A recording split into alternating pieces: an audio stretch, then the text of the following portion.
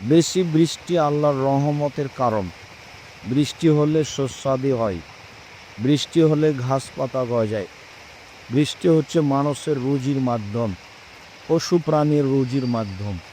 সম্মানিত দিনী ভাই বোন, মানুষের জীবনে যেটা সবচেয়ে জরুরি মনে করি সেটা হলো সর্বদা সময়ের গতিতে আল্লাহর নিকটে ক্ষমা চাওয়া।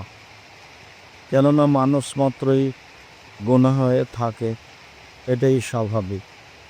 আর গুনাহের কারণে মানুষকে ক্ষমা চাইতে হবে, এটাই ঠিক।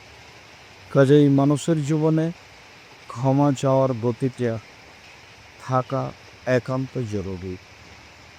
আল্লাহ তাআলা বলেন, নূহ আলাইহিস সালাম বললেন, আমি বললাম ইস্তাগফিরু রাব্বাকুম, পৃথিবীর মানুষ তোমরা তোমাদের প্রতিপালকের নিকটে ক্ষমা চাও।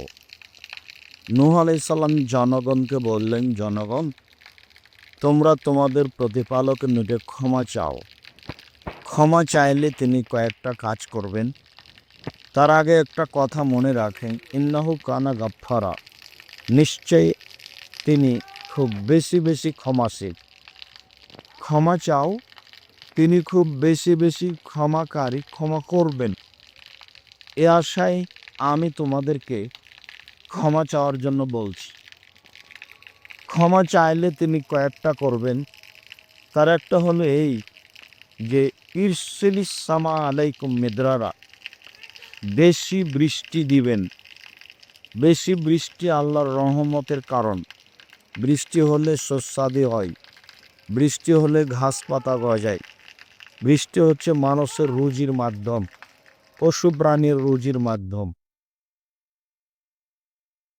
তো এক নম্বরে যেটা তিনি করবেন ক্ষমা চাইলে, তিনি বেশি বৃষ্টি দিবেন।